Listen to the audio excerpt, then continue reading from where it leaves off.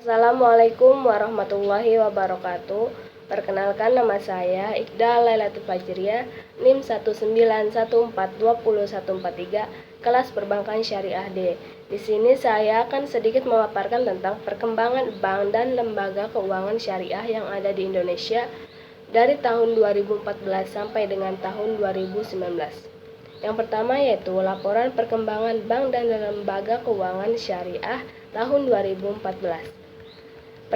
Perekonomian Indonesia tahun 2014 dihadapkan dengan sejumlah tantangan yang tidak ringan. Di antaranya bersumber dari pemulihan ekonomi global yang kurang memenuhi ekspektasi dan terus berlangsungnya proses penyesuaian struktural terkait ketahanan energi pangan dan ekspor dan infrastruktur domestik yang terdampak pada stabilitas dan kesinambungan pertumbuhan ekonomi. Secara umum, kondisi ekonomi makro sepanjang tahun 2014 menunjukkan kinerja yang relatif stabil. Meskipun pertumbuhan ekonomi Indonesia tercatat sebesar 5,0% atau lebih rendah dari target awal yang ditetapkan oleh pemerintah sebesar 5,5%. Yang kedua yaitu laporan perkembangan bank dan lembaga keuangan syariah tahun 2015. Perkembangan perbankan syariah pada tahun 2015 juga cenderung melambat. Walaupun masih mencatatkan angka positif, pertumbuhan perbankan syariah pada tahun 2015 tidak lagi setinggi pertumbuhan pada tahun-tahun sebelumnya, yang mencapai angka 2 digit yang relatif tinggi, bahkan lebih tinggi dibanding perbankan konvensional. Pertumbuhan kredit perbankan nasional juga mengalami perlambatan. Per posisi akhir tahun 2015, pertumbuhan kredit tercatat sebesar 9,2%, jauh lebih rendah dibanding tahun 2014, sebesar 13,4%. Pertumbuhan kredit di tahun 2015 ini merupakan pertumbuhan terendah. Yang ketiga yaitu laporan perkembangan bank dan lembaga keuangan syariah tahun 2016. Pertumbuhan positif menandai perkembangan perbankan syariah tahun 2016 setelah 3 tahun terakhir mengalami perlambatan pertumbuhan.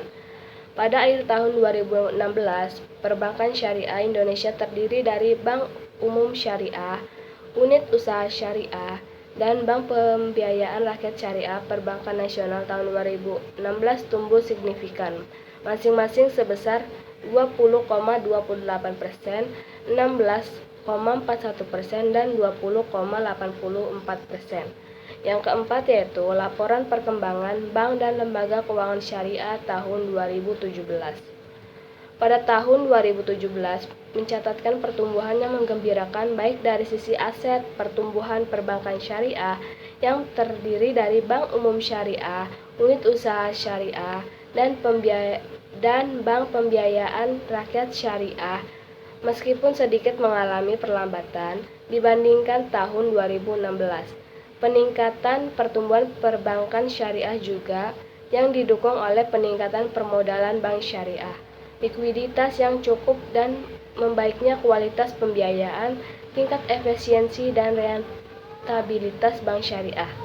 Kelima yaitu laporan perkembangan bank dan lembaga keuangan syariah tahun 2018.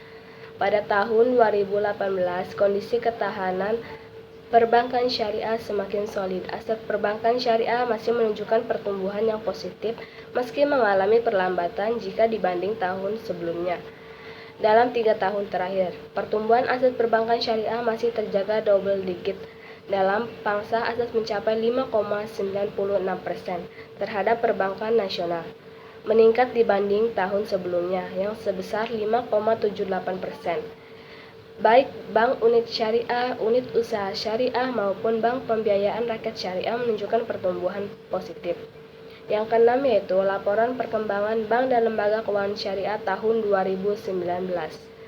Perbankan Syariah Indonesia yang terdiri atas Bank Umum Syariah, Unit Usaha Syariah, dan Bank Pembiayaan Rakyat Syariah terus menunjukkan pertumbuhan positif. Pada tahun 2019, kondisi ketahanan perbankan syariah semakin solid.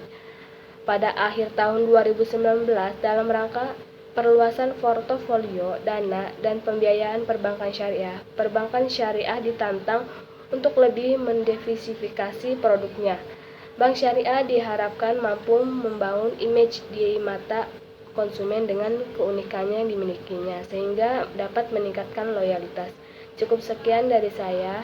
Wassalamualaikum warahmatullahi wabarakatuh.